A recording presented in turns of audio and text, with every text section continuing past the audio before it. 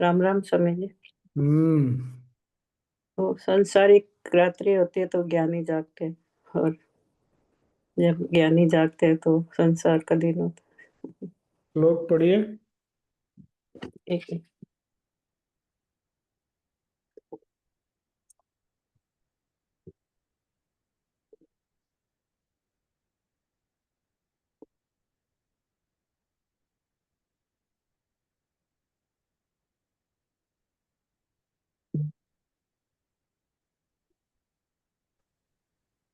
जय गुरुदेव स्वामी जी।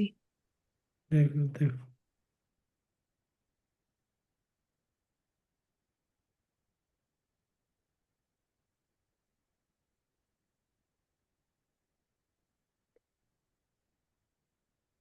जय गुरुदेव स्वामी जी। देखो गुरुदेव पूर्णिमा जी। या निशा सर्वभूतानां तस्यां जागृति संयमी, यस्यां जागृति भूतानि सा निशा पश्यन्तो मुने। संपूर्ण हम्म। प्राणियों के लिए जो रात्रि के समान है, उस नित्य ज्ञान स्वरूप परमानंद की प्राप्ति में स्थित प्रज्ञ योगी जागता है। और जिस नाशवान शरीर के सुख की प्राप्ति में सब प्राणी जागते हैं, परमात्मा तत्व को जानने वाला मुनि के लिए वह रात्रि के समान है। हाँ, तो ये तो साफ साफ हो ही गया, दूसरे लाइन में नहीं हुआ अभी भी आपको? क्या? स्थिर प्रज्ञ और संयम। क्या? बोलिए क्या हुआ स्पष्ट आप।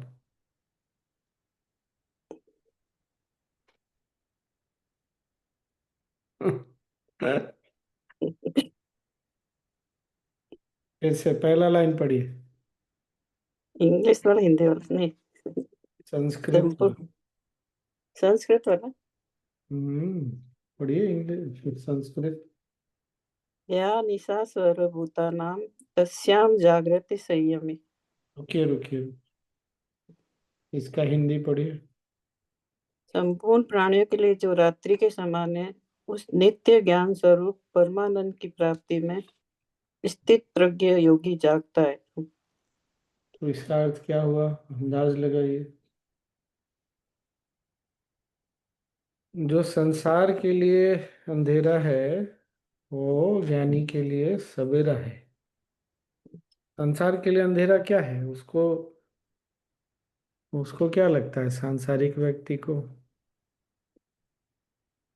क्या चाहिए उसको? सुख की तलाश में भटकता रहता है। जिस समय ज्ञानी के लिए रोशनी होती है, संसार के लिए अंधेरा होता है। ज्ञानी है।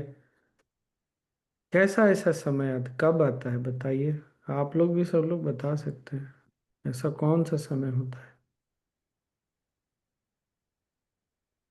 या जब ज्ञान निशा। स्थित हो जाते हैं।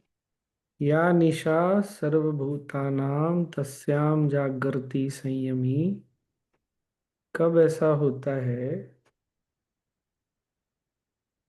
कि जगत के लिए अंधेरा होता है, तो ज्ञानी सोता है, संयमी व्यक्ति। जगत के लिए अंधेरा होता है तो समय ज्ञान जागता है। अच्छा, गलत। जगत के लिए अंधेरा होता है तो कौन सा ऐसा समय होता है जब जगत के लिए अंधेरा होता है और ज्ञानी के ब्रह्म लिए? मुहूर्त। क्या बोले पूर्णिमा जी? ब्रह्म मुहूर्त। हाँ हाँ। हाँ, एक तो वो बात हो गई जो दिन का रात जब सवेरा, और जीवन ये में दुख आता है ना। हाँ, ये जीवन का, मेडिटेशन जीवन का, मेडिटेशन दिन का रात सुबह का बात नहीं हो रहा है। मेडिटेशन में शामिल। हाँ, बीना जी क्या बोला आपने? जीवन में जब दुख आता है तब ज्ञानी जो है ना वो मतलब सोते रहते हैं। उनको कोई मतलब वो गुड है उनके लिए, बट हम लोगों के लिए दुख आता है तो हम लोग बहुत दुखी हो जाते हैं। वो हमारे लिए अंधेरा बन जाता है। ठीक है। और ज्ञानी के लिए सवेरा कब होता है फिर? स्वामी जी, जब धर्म धर्म को ग्लानि आती है, अधर्म बढ़ता है। वो तो दूसरा हो तो गया श्लोक वो तो इसका। चैप्टर दूसरा हो गया। सोचिए, सब लोग सोचिए, संसार के लिए कब सवेरा होता है, कब अंधेरा होता है? और ज्ञानी के लिए कब अंधेरा सवेरा होता है, सोचिए। कल हमने इतना बात किया उस पे ना। ज्ञान स्वरूप में आ जाते हैं जब सुख का पीछा करते हैं तो तो क्या होता है? अंधेरा होता है, जीवन में अंधेरा ही होता है। हाँ, तो इच्छाओं फिर के पीछे इच्छाओं के पीछे भागते हैं। स्वामी जी, ज्ञानी के लिए अंधेरा तो लगता है नहीं, होता है क्या? ज्ञानी हुआ तो अंधेरा कहाँ है? हाँ, ज्ञानी तो प्रकाश है। स्वामी जी, जब हम अपनी आत्मा से जुड़ जाते हैं, जो सेल्फ इल्यूमिनेटेड है, ज्ञानी अगर जुड़ जाता है तो उसके लिए तो सदैव प्रकाश है फिर। हाँ, पर श्लोक में भगवान बोल रहे हैं, या निशा सर्वतो। या वैसा सर्वभूतानां तस्याम जागृति संयमी।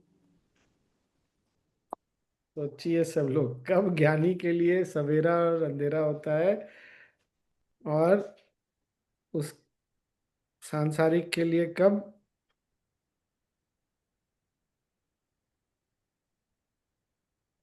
अरे जब दुनिया सुख के पीछे भागती है,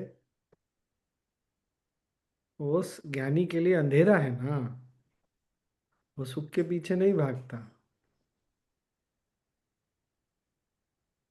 वही मैंने बोला, सुख और इच्छा के पीछे भागते रहते हैं जिसको, तो वो अंधेरा ही हुआ। किसके लिए अंधेरा हुआ? जो इच्छा के पीछे भागते हैं, तो तो किसके लिए अंधेरा हुआ वो सांसारिक फिर? लोग वो ज्ञानी के ज्ञानी के लिए। और ज्ञानी के लिए सवेरा कब हुआ तो फिर ये बताइए। जब ज्ञानी को ज्ञानी ये लोग को ज्ञान हो जब जाता है और तो ये सब खत्म हो जो जाने लगता और भी जो ज्ञानी को जब अपने से भी ज्यादा और ज्ञानी लोगों का साथ मिलता है, और जो उनको और जो जिन उनको लगता है जितना भी ज्ञान है वो और उनका बढ़ रहा है उनके साथ नित्य से, तो वो और खुश होते हैं। लेकिन जो बाकी जो ज्ञानी नहीं है, वो जो आप पैसे से जो खरीद के जो सुख लेते हैं, उससे वो खुश होते हैं। मतलब मुझे ऐसा लगता है। हाँ ठीक है, पर ये समझना है ना, यहाँ ज्ञानी का मतलब जो थोड़ा बहुत जानते हैं उनको ज्ञानी नहीं बोलते हैं भगवान श्री कृष्ण। ये समझना बहुत आवश्यक है। ज्ञानी वो है जो ज्ञान में स्थिर है। हम जो थोड़ा बहुत जानते हैं उसको ज्ञानी नहीं बोलते। जब पूरे जगत में अंधेरा होता है, उस समय जो संयमी होता है, जिसमें संयम होता है, जो स्थिर होता है ना, वो जागता है। और यहाँ जब पूरी दुनिया सुख के पीछे भागती है, तो वो अंधेरा है ज्ञानी के लिए। वो जागृति का मतलब यहाँ आंखों से जागना नहीं है, वो सजगता वाली बात है। ये बात समझ में आई ना? जागने का मतलब आंखों से जागना नहीं है, वो सजगता की बात कर रहे हैं। संयमी व्यक्ति, ज्ञानी व्यक्ति जो स्थिर है, वो आराम से मुस्कुराता रहता है कि दुनिया देखो कहाँ भाग रही है। और ज्ञानी व्यक्ति जो बैठ के अपने अंदर सुख का अनुभव करता है, तो सांसारिक व्यक्ति सोचता है इसके पास क्या है, इसके पास तो कुछ है ही नहीं, इसके पास न गाड़ियां हैं, न घर है, न हमारी तरह वो बड़े बड़े सुख के साधन हैं। तो वो सांसारिक व्यक्ति को लगता है ये तो अंधेरे में है।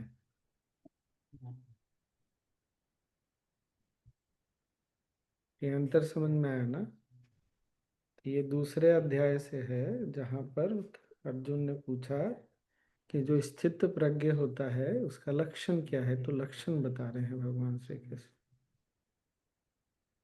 तो जो स्थित प्रज्ञ होता है मतलब जिसकी प्रज्ञा, जिसकी सजगता स्थिर है, जो अपने में स्थिर है, जो बाहर सुख की तलाश नहीं कर रहा, वो ज्ञानी है, वो स्थिर स्थित प्रज्ञ है, संयमी है। कल वही बात कर रहे थे ना, जब संयम होता है तब बाहर नहीं जाते सुख के लिए, न दुनिया में जाते हैं न कहीं और। पर जब ये नहीं समझते तो दुनिया में सुख की तलाश में जाते हैं। वो सुख की तलाश में जो जाना है वो अंधेरा है।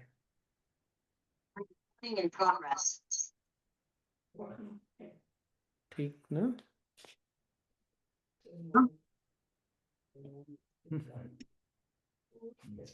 इसीलिए बहुत बार ये क्यों इको हो रहा है? बंद हो गया।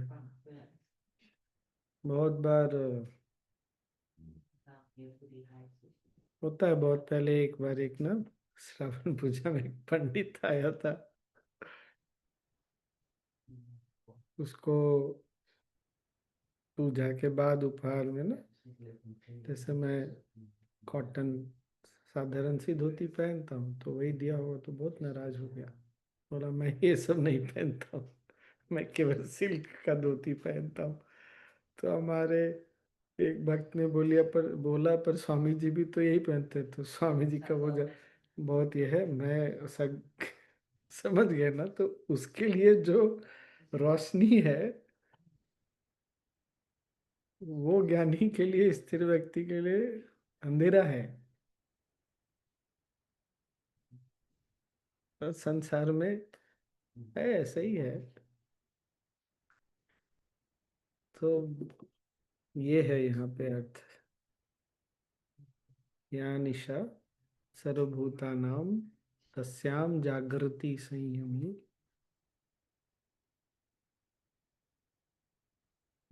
ये सुख है ज्ञान में रहने का। चलिए आगे पढ़े फिर।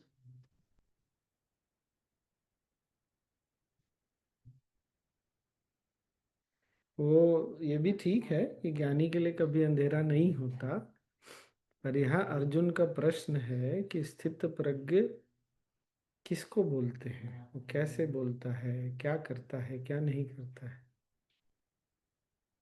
तो हमने पहले भी बात किया ना, और गुरुदेव भी बोलते हैं ना कि ज्ञान हमेशा कॉन्ट्रास्ट में क्या बोलेंगे हिंदी में, विरोधाभास में समझ में आता है।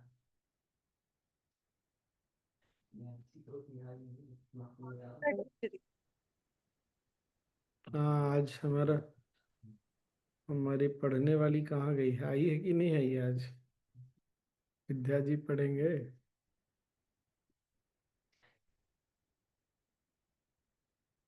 आज तो प्रकट नहीं हुई।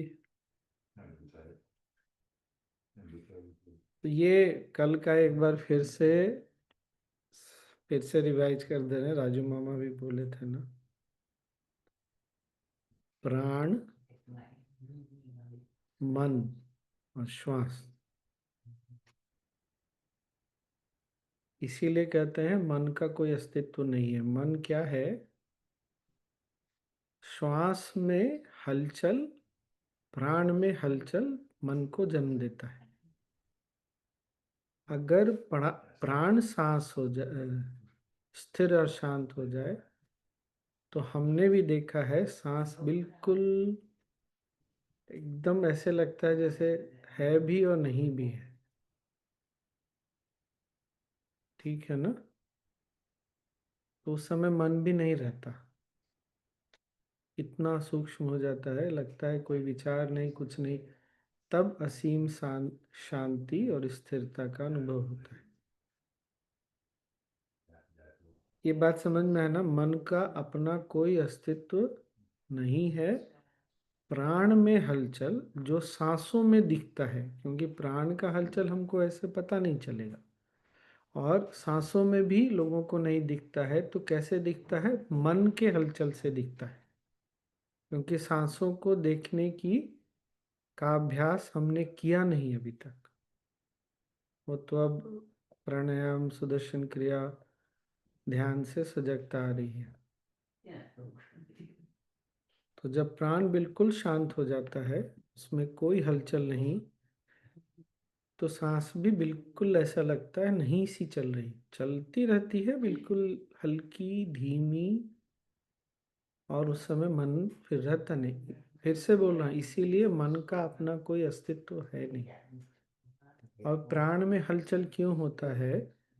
क्योंकि मन जब बाहर की ओर जाता है तो दुनिया के हलचल से, वो श्लोक से जोड़ के भी देख सकते हैं, दुनिया में जो हलचल है, जो शोर है, शोर का मतलब ये कान वाला शोर नहीं, हलचल मतलब जो चल रहा है वो नहीं, उसको देख के हमारा मन बहुत सारी चीजों के पीछे, सुख के पीछे भागता है। उसके कारण श्वास भी कंपन सहित होती है, रहित नहीं। और वो बताता है कि प्राण में भी कंपन है, प्राण स्थिर नहीं है। बहुत अधिक चिंता होती है तो क्या होता है? विचार रुकता नहीं, यही होता है ना। या तो एक ही विचार घूम घूम के परेशान करता है, या बहुत सारे विचार बहुत तेजी से आते और जाते हैं, यही है ना चिंता। क्या, हाँ कि ना? यही तो है चिंता। तो चिंता क्यों हो रही है? संसार में भागा तो मन विचलित हो गया।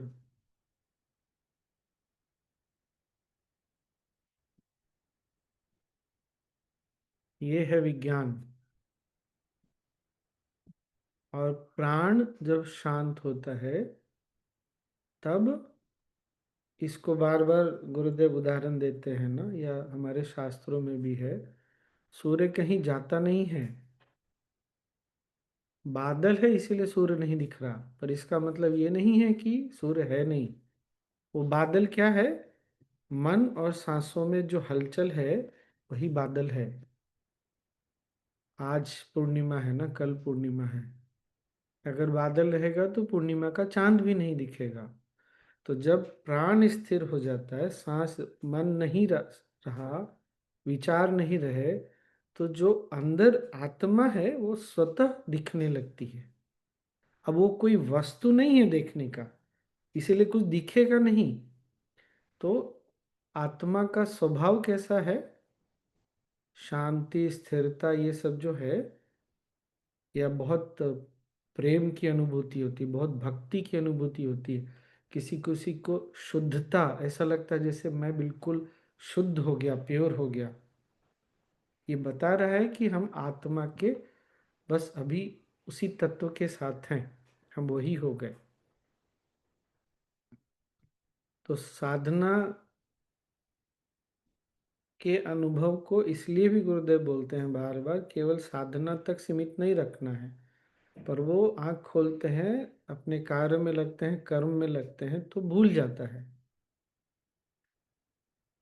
तो भूल जाता है तो कोई बात नहीं है। आरंभ में अपनी साधना किसी भी कीमत पे नहीं छोड़नी, इसीलिए। और अगर हो सके तो बीच बीच में, अब दिन भर तो कार्य कर्म में नहीं लगे रहते ना, 2 पल बैठते तो हैं सोफा पे, कहीं पे तो बैठते हैं, बैठ के ना सांसों की लय और गति दोनों को देखना है। देखने से क्या होता है? सांस, लय और गति दोनों शांत होने लगती है। सारा खेल सजगता का है, जो श्लोक में भी भगवान श्री कृष्ण बोल रहे हैं, तस्याम जागृति संयम। जब इन सब के प्रति हम भूल जाते हैं तो क्या है?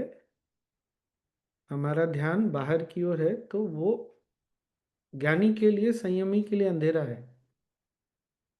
ये बात समझ में आ रहा है ना? और वही जब हम भी जागृत हो गए, तो बाकी दुनिया में बहुत सारे लोग हैं जो अभी भी उसमें उलझे हुए होंगे। ठीक ना?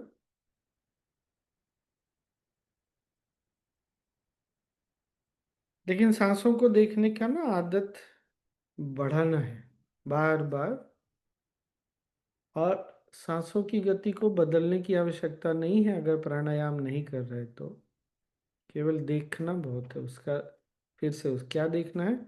उसकी लय देखनी है, उसकी गति देखनी है। कैसे चल रहा है? तेज चल रहा है क्या? तेज चल रहा है तो इसका मतलब मन में कुछ उथल पुथल चल रहा है। ये बात समझ में आई? तभी ना, मन में जब उथल पुथल होता है तो सांसों की गति बदली रहती है। भय में, चिंता में, क्रोध में सांसों की गति तेज रहती है। अरे, तुरंत सजग हो गए। तो क्या होता है? जैसे सजगता आती है, तो धीरे धीरे ना मन वहाँ से हटने लगता है, सांसों पे आने लगता है, प्राण पे आने लगता है, तो अपने आप शांत होने लगता है। इसीलिए मन से कभी संघर्ष नहीं करना चाहिए, आवश्यकता नहीं है संघर्ष की।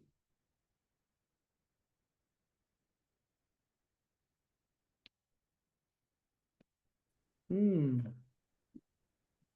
स्वामी जी, जब सांस पे अपन ध्यान देते हैं तो मन वर्तमान में आता है, तो उसका अस्तित्व ही खत्म होता है ना जब वर्तमान में आता है, इसलिए पर खुशी होती है। हमेशा ऐसा नहीं होता ना। जैसे भय में भी मन वर्तमान में रहता है, पर वो उस समय भावनाओं में बहुत उथल पुथल होता है ना। तो वैसा वाला वर्तमान हमको नहीं चाहिए। जब हमारे सामने कुछ हो रहा है उसके कारण हम बहुत क्रोध में हैं, तो भी वर्तमान में है। लेकिन वैसा वाला वर्तमान हमको नहीं चाहिए, यही अंतर है।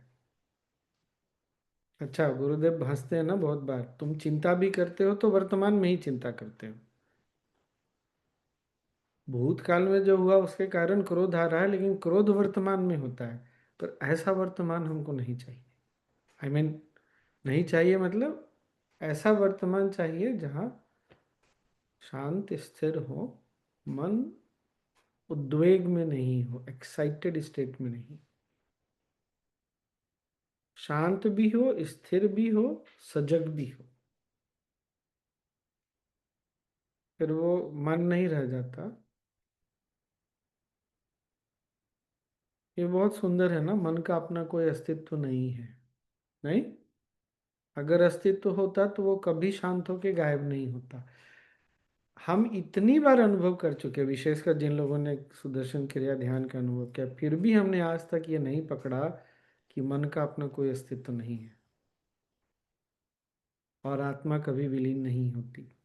हमको क्या लगा, आत्मा विलीन हो जाती है और मन ही सत्य है। यही अज्ञानता है, यही भ्रम है। इसको बदलना है। आत्मा सत्य है, आत्म ज्योति जो भी वो सत्य है, बस वो बादल के पीछे छुप जाती है। स्वामी जी, इसको कैसा देखे कि मन शरीर मन में है, ये भी गुरु जी का स्टेटमेंट है। हाँ, शरीर मन में है, क्योंकि जब यहाँ पर मन की बात हो रही है ना, तो मन ऊर्जा स्वरूप, वो यहाँ पर मन टेक्निकल मन नहीं, मन बुद्धि वाला मन नहीं। यहाँ पे जो हमारा सूक्ष्म शरीर है उसके बारे में बात हो रहा है।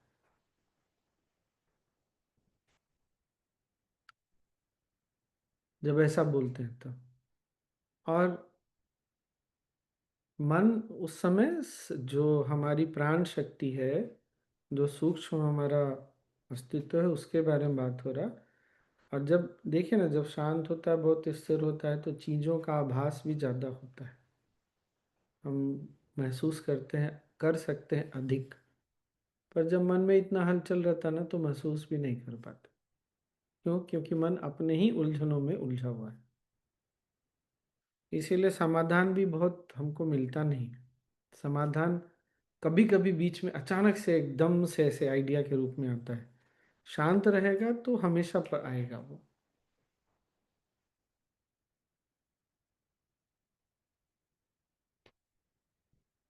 स्वामी जी, हम्म।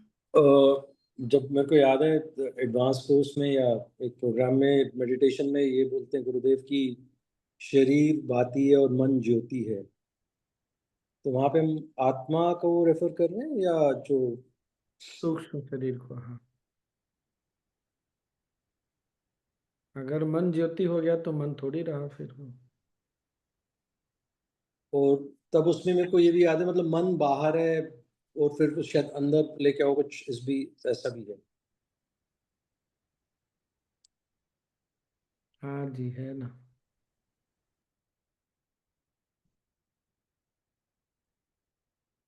और क्या। ये क्या है, दो तीन बातें याद रखने कि मन का अपना अस्तित्व नहीं है। प्राण में हलचल सांसों में दिखता है हलचल के रूप में, वही मन का अस्तित्व है। और मन चूंकि बाहर की ओर भागता है तो फिर सांसों में प्राण में हलचल होता है। जब वो अंदर की ओर आता है तो चूंकि प्राण शांत होने लगती है, स्थिर होने लगती है, तो सांसें भी सूक्ष्म, बहुत सूक्ष्म हो जाती है और मन अपना अस्तित्व फिर खो देता है। फिर आत्मा को आत्म तत्व के साथ जुड़कर उसका अनुभव करता है, ज्योत अपने आप को ज्योति के रूप में। वो स्वयं प्रकाश है, उसको फिर प्रकाश की आवश्यकता नहीं ना।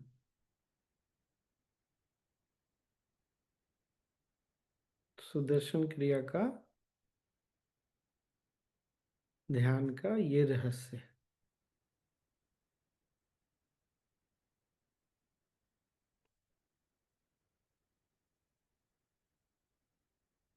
क्या करें फिर आज, कल भी हमने ध्यान नहीं किया था, ध्यान ही कर लेते हैं। नहीं,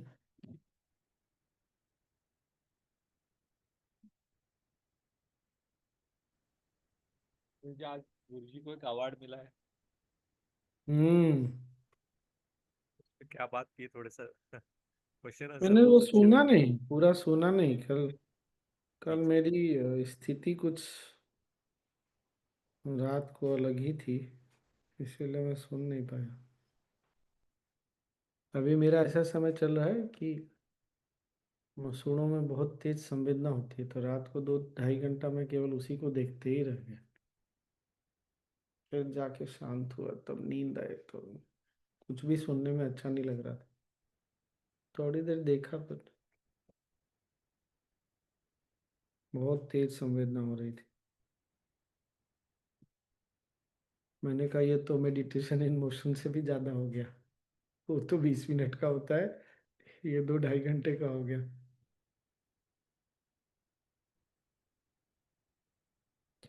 कैसा है ना, वो जो 4 उपाय है गुरुदेव ने बताया है, विवेक, वैराग्य और शौर्य और समर्पण। शौर्य क्या है, अपनी शक्ति को पहचानना, देखना, याद करना। रे जब मेडिटेशन इन मोशन इतना किया तो फिर ठीक है ना, क्या है। स्वामी जी, लेकिन कभी कभार मेडिटेशन, वो जो मोशन वाला मेडिटेशन है वो भी एफर्टलेस हो जाता है और कभी कभार इतना भारी लगता है, समझ में नहीं आता है ऐसा डिफरेंस क्यों होता है। डिफरेंस क्यों होता है? क्योंकि मन वैसा है, इसीलिए।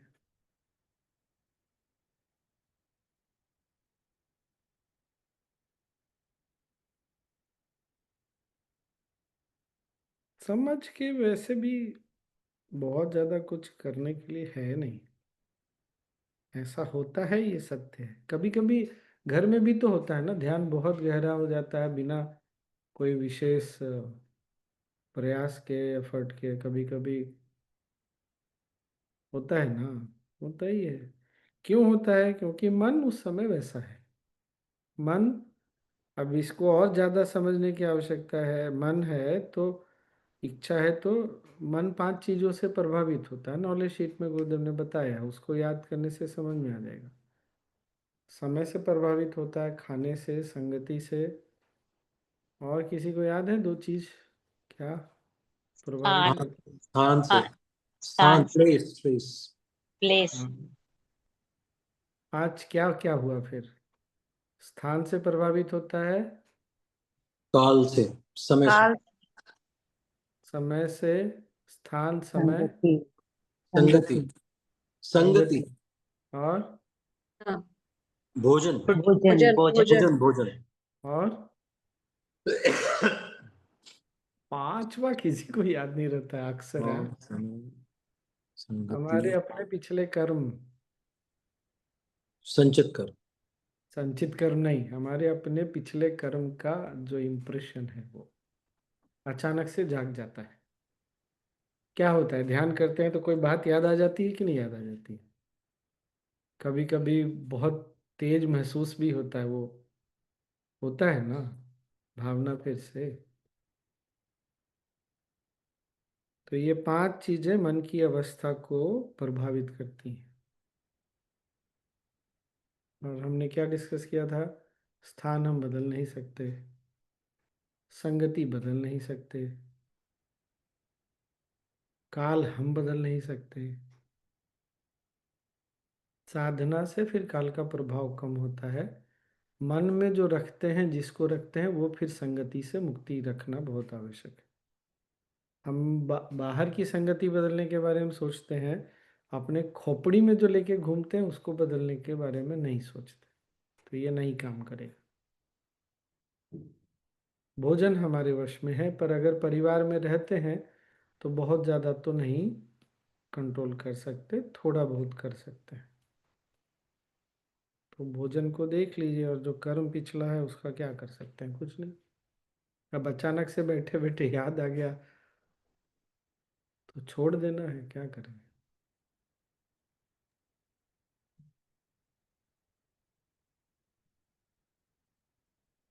ट्रैवल करते हैं तो लगता है। हमारी आवाज कट रही है, फिर से बोलो।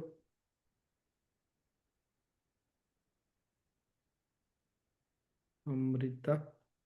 जी जी स्वामी जी, जैसे ट्रेन में जब हम लोग ट्रैवल करते हैं तो ट्रेन का पैंट्री का खाना खाते हैं तो उसमें नॉन वेजिटेरियन भी बनता है किचन में। तो उस समय कैसे मैनेज करें, मतलब अब मन तो नहीं करता। वो तो तुमको देखना पड़ेगा कैसे मैनेज करना है। जी जी इसीलिए हर चीज की एक सीमा है।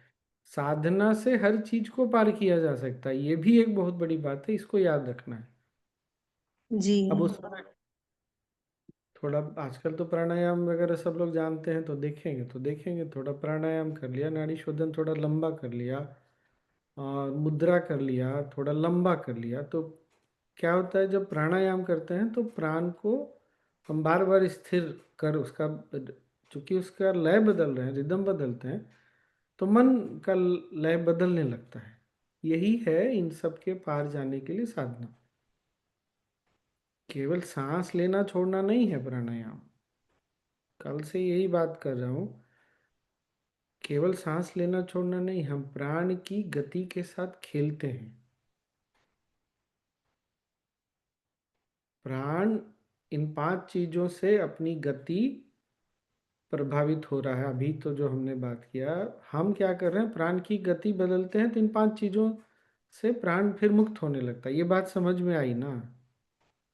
ये 5 चीजें मन की गति को, प्राण की गति को प्रभावित करती हैं, तो हम प्राण की गति के साथ खेल के उल्टा कर देते हैं। अच्छा, ज्यादा बेचैन है तो करिए, थोड़ा ज्यादा प्राणायाम कर लीजिए। मुद्रा करने में क्या दिक्कत है ट्रेन में? 3-4 जो सांस मुद्रा प्राणायाम ज्यादा कर एएमपी लीजिए। में सिखाए। हाँ वही, नाड़ी शोधन और थोड़ा ज्यादा कर लीजिए। कुछ चैंटिंग सुन लीजिए, तो चैंटिंग से भी क्या होता है? उसके तरंग से मन की तरंगे बदलने लगती। सारा खेल प्राण की गति को बदलने का है या मन की गति को बदलने का है?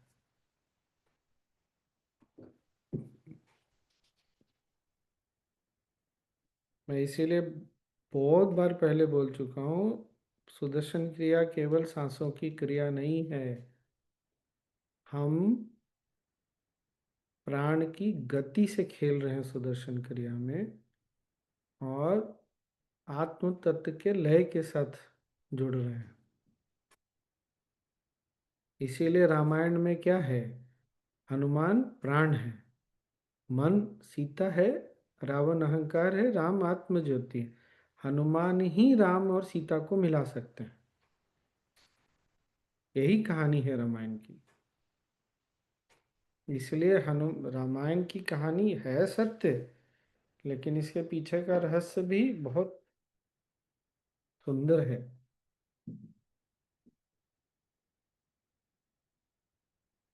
By playing with the rhythm of the prana, we can take care of the mind. because mind is nothing but, पता नहीं डिस्टरबेंस बोलना सही है कि नहीं, डिस्टरबेंस इन द, और क्या बोलेंगे उसको, हलचल को यहाँ क्या बोल सकते पानी में होता है तो रिपल्स बोलते हैं। हैं? हाँ, रिपल्स इन प्राण, या डिस्टॉर्शन। नहीं, डिस्टॉर्शन से ripples, ripples. Mind is nothing but ripples in prana. Perfect. Waves in प्राण।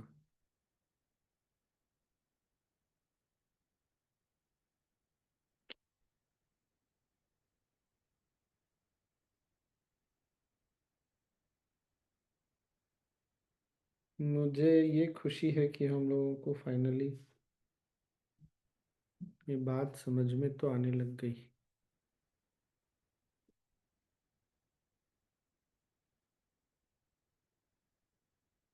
Okay then.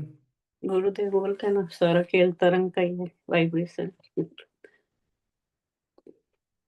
ये फंक्शन का। यस, यही बात है।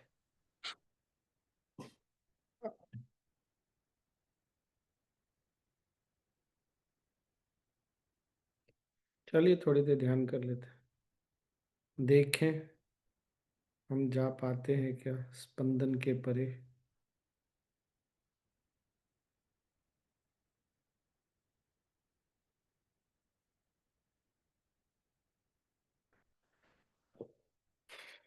सीधे होके बैठिए,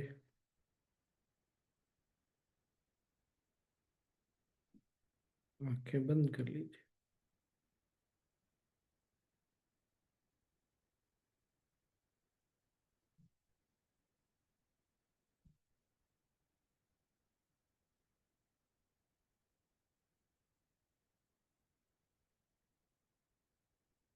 रीढ़ की हड्डी सीधी, कंधे ढीले,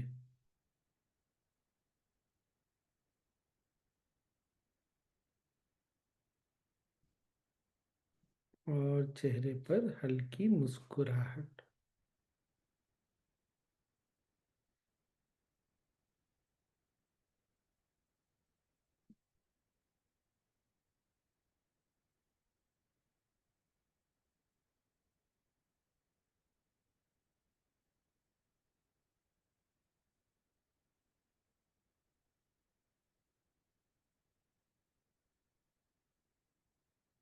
एक गहरी सांस लें और छोड़ते हुए पूरे शरीर को ढीला छोड़ दें।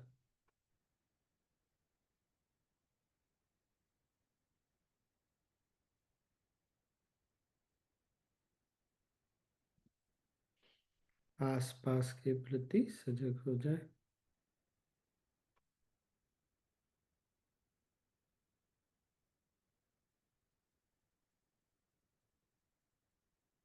जो भी शोर है, आवाजें हैं,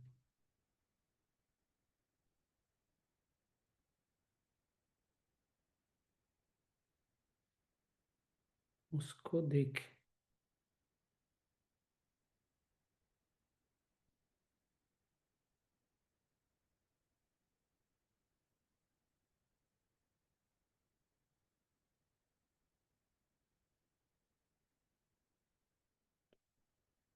और थोड़ी देर के लिए सब कुछ वैसा ही स्वीकार कर।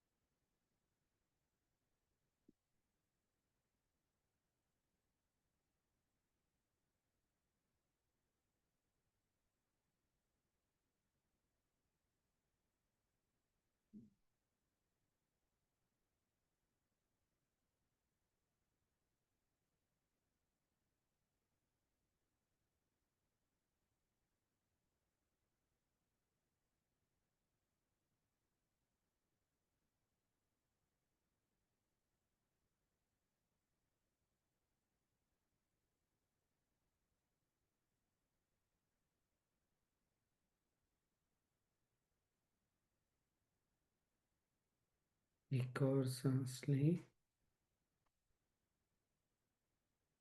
छोड़ें। शरीर के प्रति सजग हो जाए।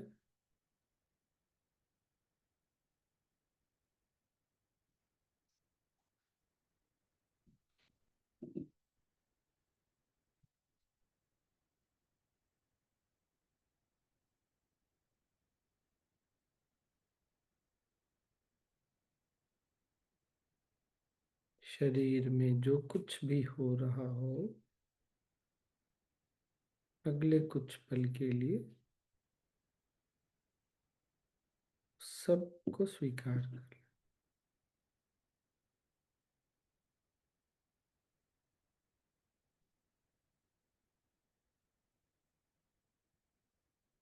एक और गहरी सांस लें, छोड़ते हुए पूरे शरीर को पुनः ढीला छोड़ दें और विश्राम करें।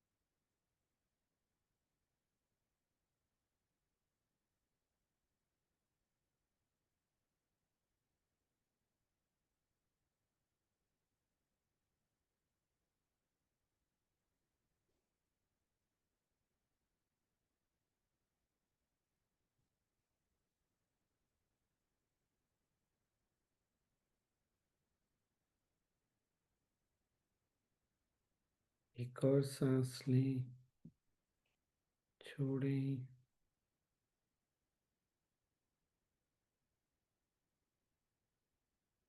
चलती हुई सांसों के प्रति सजग हो।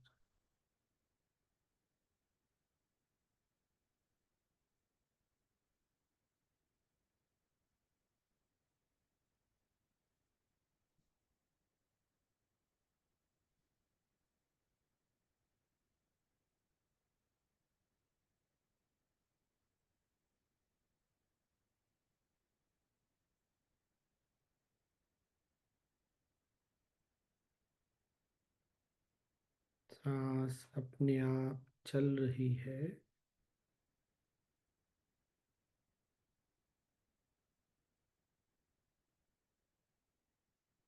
सांसों की लय और गति को देखें।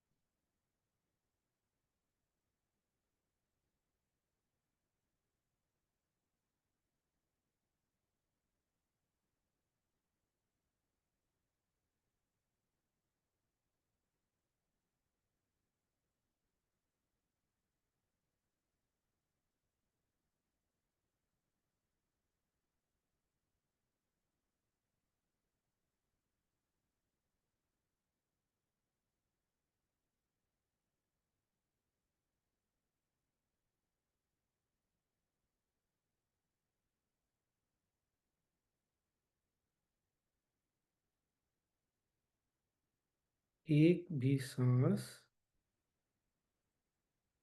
बिना देखे न तो अंदर जाए और ना ही बाहर।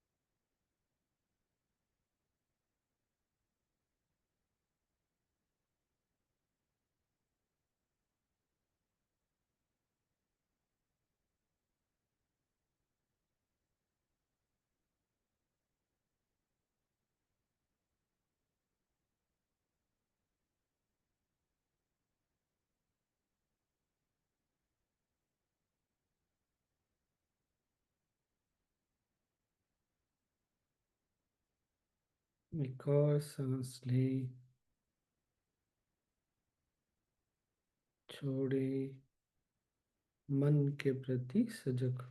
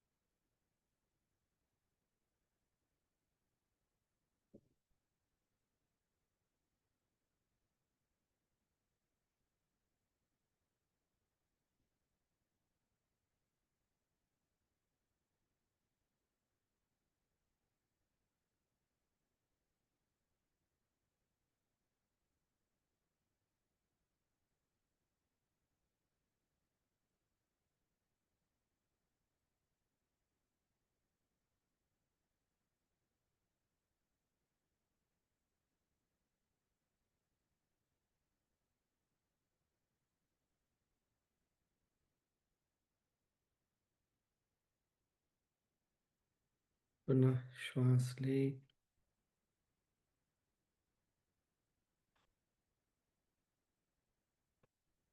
छोड़ते हुए सारा प्रयत्न छोड़कर विश्राम कर।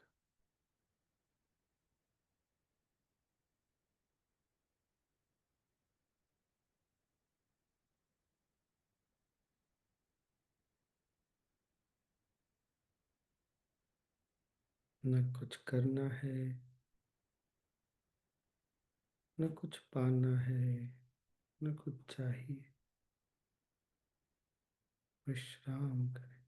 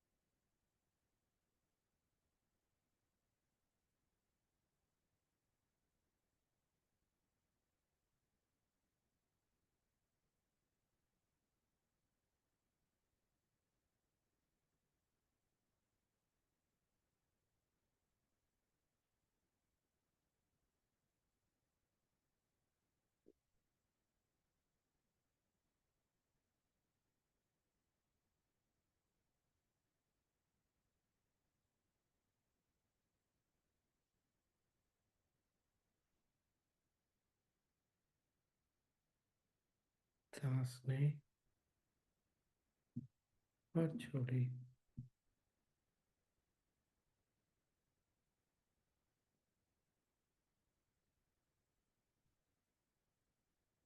शरीर और आसपास के प्रति सजग होते हुए एक गहरी सांस लें,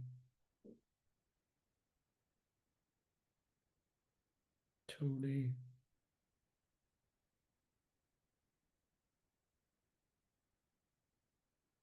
और धीरे धीरे समय लेते हुए आंखें खोल सकते हैं।